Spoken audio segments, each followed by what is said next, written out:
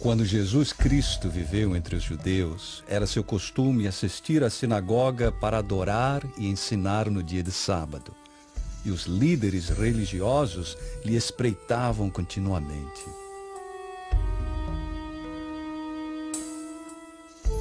Alguns rabinos debatiam com ele sobre a forma correta de observar o sábado.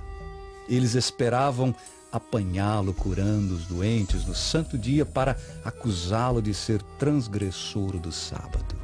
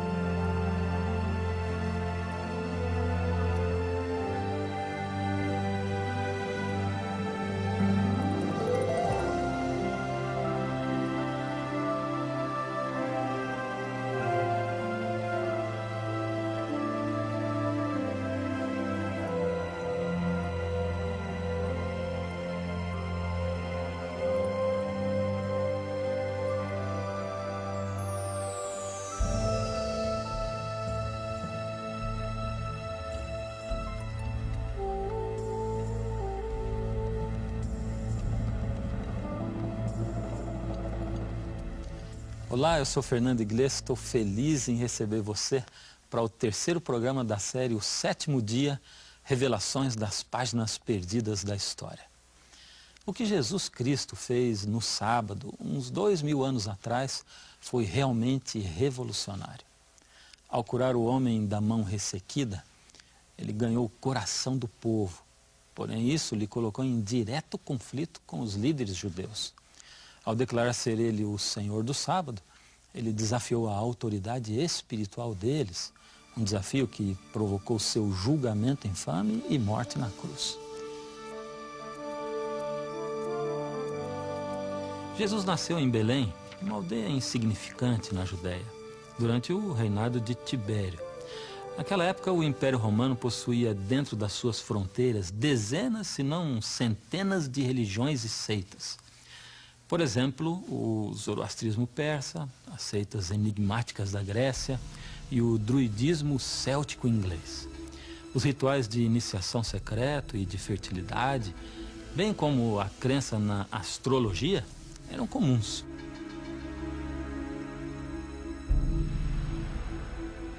Os romanos admiravam a religião e a cultura grega e por isso adotaram deuses gregos e os misturaram com as suas próprias religiões. O resultado foi uma mescla de cultos aos ancestrais, ao imperador, ao sol, enfim, uma religião que incluía muitos deuses. Por outro lado, os judeus adoravam a um só Deus. Embora rodeado por essas estátuas de deuses gregos e romanos, eles serviam ao Deus que não viam. Não tinham ícones nem imagens para representá-lo, não tinham iniciações nem rituais de fertilidade. Ao invés disso, eles tinham um dia que os distinguia. Um dia sem par em outras religiões, um dia de 24 horas dedicado ao seu Deus. Eles tinham o sábado, o sétimo dia do Santo Repouso. Depois do êxodo do Egito, Deus fez um concerto com Israel e parte desse concerto incluía os 10 mandamentos. juntamente com o mandamento de guardar o sábado do 7º dia da semana, como memorial da criação e também da redenção do Egito. Ao observar o sábado, o qual era um sinal entre Deus e Israel, eles se lembravam de que ele era seu Deus e eles seu povo. Certamente guardareis meus sábados, porquanto isso é um sinal entre mim e vós nas vossas gerações, para que saibais que eu sou o Senhor que vos santifica. Podemos ter certeza de que os judeus do primeiro século conheciam e liam os 10 mandamentos. Os 10 mandamentos recordavam-lhes tanto como a nós que o sábado é um memorial da criação do mundo por Deus em 6 dias, e é um memorial do êxodo do Egito para Israel. Para os judeus do primeiro século, o sábado do santo repouso era intensamente espiritual. Relacionavam-no ao Deus que criou o universo em 6 dias e que descansou no 7º. Por isso eles também descansavam no 7º dia. Na sua liturgia, eles ponderavam o fato de que Deus lhes tinha tirado do Egito. Então o sábado era para eles a celebração da sua liberdade. A observância do sábado do 7º dia era a marca inequívoca do judeu. Lhe distinguia de entre todos. Não se podia esconder. Aos olhos dos observadores gregos e romanos, a observância do sábado era uma das peculiaridades dos judeus. Aí está um povo que não trabalhava nenhum 7º dia, e os gregos e romanos não tinham nada comparável a isto. Os judeus do primeiro século tiravam proveito do sábado, pois não trabalhavam, ao invés regozijavam-se nesse dia. Na sexta-feira, eles jantavam à luz de velas e comiam 2 pães para comemorar o maná que caíra no deserto nos tempos bíblicos. No sábado, eles iam à sinagoga, onde eles tinham a oportunidade de ver e falar com os amigos, e pela evidência que temos, eles estudavam o Torá e adoravam juntos. Aos que não eram judeus, lhe parecia estranho que os judeus se recusassem a trabalhar no dia do sábado. O filósofo Sêneca chega a dizer que os judeus dedicavam uma 7ª parte da vida deles à ociosidade, por não trabalharem no sábado. Ficar ocioso durante o 7º dia resulta em perder 1/7 da vida, enquanto muitos interesses da atualidade sofrem com essa ociosidade. Quando Jesus esteve aqui na Terra, o sábado estava sobrecarregado com regras e regulamentos arbitrários. Os rabinos tinham convertido a observância do sábado em uma ciência meticulosa, sem sentido ou alegria. Durante o primeiro século, observar os sábados significava não fazer isso ou aquilo. Proibia-se atar e desatar um nó, Cozinhar, escrever mais de uma letra do alfabeto, carregar qualquer coisa, incluindo o que se podia levar no bolso. não se podia fazer as tarefas cotidianas, como curtir peles e outras atividades de subsistência. Proibia-se acender fogo e apagá-lo. Proibia-se caminhar mais que 2.000 côvados além de sua morada. 2.000 côvados seriam mais ou menos 1 quilômetro. Os judeus observavam o sábado muito legalistamente, não podiam mover-se nem fazer coisas livremente. Jesus viu que isso era uma distorção do plano de Deus para a humanidade. O sentido original do sábado havia sido esquecido. Era tempo de uma nova luz brilhar sobre o santo dia semanal. Ao curar o homem da mão mirrada, Jesus mostrou o verdadeiro espírito do sábado, o santo dia de descanso, deixando de lado as regras rabínicas. Guardou o sábado como se ensina nas escrituras hebraicas. Segundo o Evangelho de Lucas, Jesus costumava ir à sinagoga para adorar no sábado. Ele observava o sábado, mas não conforme os regulamentos dos fariseus. Ainda mais, ele disse: o sábado foi feito por causa do homem e não o homem por causa do sábado. Ao passo que os fariseus diziam que o sábado foi feito somente para Israel, e Israel foi criado para o sábado, a fim de que o Senhor tivesse alguém na terra para guardar o sábado. Quando Jesus declarou que o sábado foi feito por causa do homem, ele estava falando de um conceito radical e incômodo.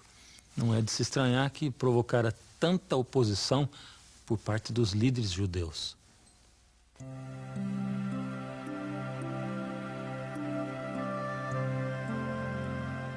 Num outro sábado, Jesus ensinava ao povo. Ali se encontrava uma mulher com uma enfermidade que por 18 anos lhe fizera andar curvada. E ele a chamou para que viesse até onde ele se encontrava.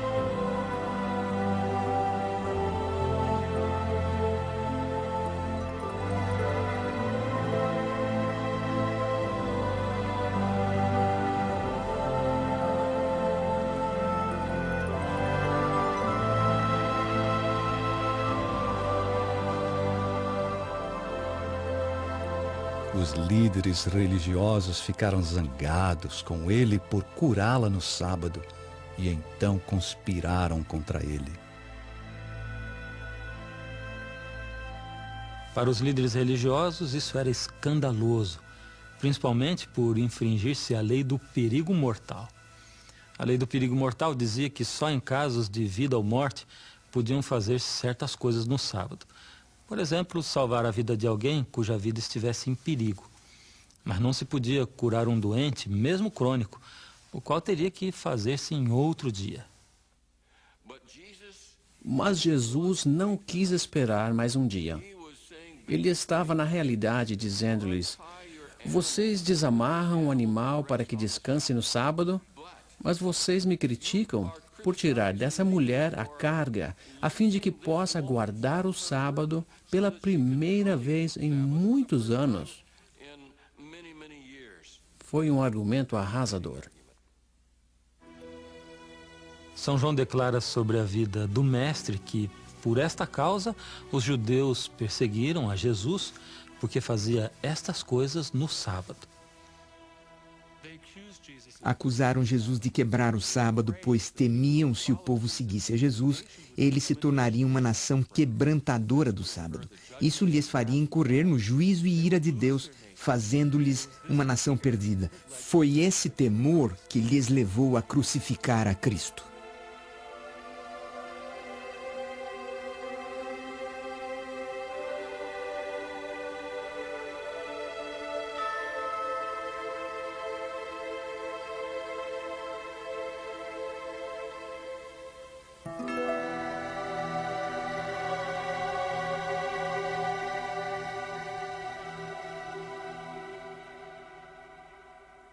Alguns dizem que o sábado e os 10 mandamentos perderam o seu sentido com a vida e a morte de Jesus e que em algum momento ele teria abolido o sábado.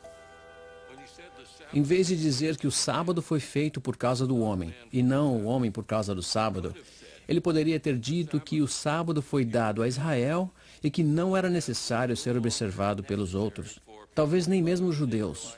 Ele teve muitas oportunidades para dizer que o sábado não era importante, que devia ser deixado de lado, porém todas as discussões que ele teve com os fariseus não foram sobre se o sábado deve ser guardado ou não, mas sobre como deve ser guardado. Se alguma vez houve dúvida sobre como guardar o sábado, Jesus a esclareceu. A resposta está na autoridade das Sagradas Escrituras e não nas leis e tradições humanas. O ser humano havia sobrecarregado de tal maneira o sábado que dificilmente se notava o seu sentido. Jesus desfez tudo isso até atingir o coração do sábado, o qual é o relacionamento entre o bondoso Criador e a gente. Assim, longe das atividades seculares, o sábado é um dia de ação, para cuidar do próximo, para entrar em companheirismo, para passar tempo com Deus, com a família, os vizinhos e amigos. Muitos cristãos se surpreendem ao saberem de que o seu dia de culto semanal está baseado nas tradições e regras da igreja e não nas Sagradas Escrituras. Alguns creem que a Bíblia ensina que Jesus violou propositadamente o sábado do sétimo dia, a fim de abrir caminho para um novo dia de culto cristão. Essa ideia não tem apoio bíblico nem histórico. Jesus não quebrou o sábado dos 10 mandamentos. O que ele fez foi desafiar os costumes e as tradições humanas. Ao fazer isso, ele mostrou que é guardar o sábado bíblico, guardá-lo corretamente. Jesus Cristo livrou o sábado das tradições que o tinham convertido em uma formalidade rígida e restaurou-o ao seu verdadeiro propósito de celebrar o relacionamento do homem com outro ser humano e com seu Criador. E fica bem claro que ele, Jesus, esperava que os seus seguidores continuassem observando o sábado bem depois da sua própria morte e ressurreição. Quando, pois, virdes que a abominação da desolação de que falou o profeta Daniel, então os que estiverem na Judéia fujam para os montes, e orai para que a vossa fuga não aconteça no inverno nem no sábado. Com essas palavras, Jesus trouxe à mente uma profecia assustadora de Daniel no Velho Testamento. Agora, por que teria pedido ao povo que orasse para não ter que fugir no sábado, se não esperava que ainda o estivessem santificando? No ano 66, o Império Romano não estava estável. Esse ano é chamado o Ano dos 4 Imperadores e 3 deles não morreram de morte natural. Então os judeus pensavam que era uma boa oportunidade de aproveitar-se da instabilidade política para procurar sua própria liberação da opressão romana. O general romano Vespasiano marchou contra Jerusalém para sufocar a insurreição. Antes de atingir seu objetivo, ele chegou a ser imperador em 69 da nossa era e seu filho Tito, futuro imperador, lhe substituiu como general do exército. Tito sitiou a cidade e finalmente no ano 70 da nossa era, o exército romano venceu a defesa, devastou a cidade e destruiu completamente o templo. Um historiador da igreja primitiva relata que os cristãos de Jerusalém se lembraram das palavras de Jesus e escaparam antes de que a cidade caísse nas mãos dos romanos. Todos que creram em Cristo deixaram Jerusalém e foram para a região chamada Pela e outros lugares além do Rio Jordão, de forma que todos escaparam o desastre generalizado da sua pátria e não lemos em fonte alguma que nem ao menos um deles pereceu na destruição de Jerusalém. De tão grande serventia foi para os crentes esta advertência do nosso Salvador. Este evento é o cruzamento óbvio da história com a profecia. Conhecemos as datas e os lugares e Jesus preveu quando estas coisas iam acontecer. Que após, 40 anos depois da sua morte e ressurreição, seus seguidores estariam ainda observando o sábado.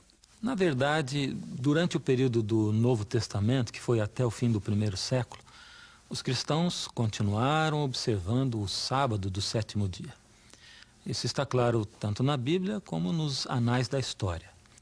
Jesus e seus discípulos basearam seus ensinos nas escrituras hebraicas, o que hoje chamamos de Velho Testamento.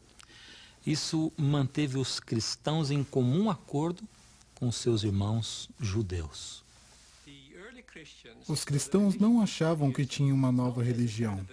Eles criam que eram o verdadeiro Israel, filhos de Abraão. E se eram gentios, eram filhos de Abraão pela fé. Os cristãos não achavam que tinham uma nova religião.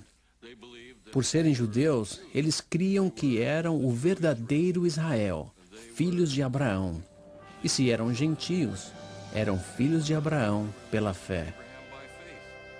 Algo que judeus e cristãos tinham em comum era a crença de que Deus atua na história. Por exemplo, atuou no Sinai, no Êxodo, na criação. E que essas atuações estão registradas nas escrituras hebraicas. No centro da teologia judaica e cristã se encontrava a crença em um só Deus, um Deus pessoal e um Criador amoroso que se relaciona com as suas criaturas. Para ambos grupos, a experiência da observância do sábado era central no seu relacionamento com um Criador amoroso. Contudo, para os cristãos, a vida e a morte de Cristo adicionavam uma nova dimensão, uma nova razão de guardar o sábado. Portanto, resta ainda um repouso do sábado para o povo de Deus. Com estas palavras, o apóstolo Paulo indicou que a fé cristã elevou o sábado, o santo dia do Senhor, a uma nova dimensão. Pela morte e ressurreição de Jesus, os cristãos têm uma nova esperança, a esperança de ser libertos de um mundo de pecado. Então, o sábado, que originalmente era o memorial da criação, agora comemora também a salvação, trazendo paz espiritual. Pois todo aquele que entra no descanso de Deus também descansa das suas obras, como Deus descansou das suas. Agora, aqui surgem umas perguntas interessantes. Se os cristãos do primeiro século observavam o sábado do Velho Testamento, o sétimo dia da criação, o santo dia do quarto mandamento, por que hoje muitos cristãos observam o domingo? Quando ocorreu a mudança do sábado para o domingo? Porventura o relato bíblico deixa alguma dica? Os primeiros 4 livros do Novo Testamento formam parte dos documentos cristãos mais antigos. Primeiro, São Marcos escreveu sobre a vida de Cristo. Isso foi no ano 55 da nossa era, ou mais tarde. São Mateus e São Lucas provavelmente escreveram entre finais da década de 60 e o ano 80 da nossa era. São João, o último apóstolo sobrevivente, escreveu seu livro no final do primeiro século. Apesar de terem sido escritos bem mais tarde, 30, 70 anos depois da morte de Cristo, esses livros não contêm o menor indício de que Jesus mesmo ou seus apóstolos trocaram o dia de descanso e culto do sétimo dia pelo primeiro. Portanto, diferente das suposições de muitos que frequentam a igreja, o domingo, como um dia de adoração, era desconhecido na igreja cristã primitiva. Embora o Novo Testamento contenha raras referências de reuniões no primeiro dia da semana, a evidência histórica confirma que os crentes continuaram a observar o sábado através do primeiro século da nossa era. Quando então os cristãos começaram a favorecer o domingo como seu dia de adoração? Vamos ver a resposta quando voltarmos com o 4º programa da série, O Sétimo Dia.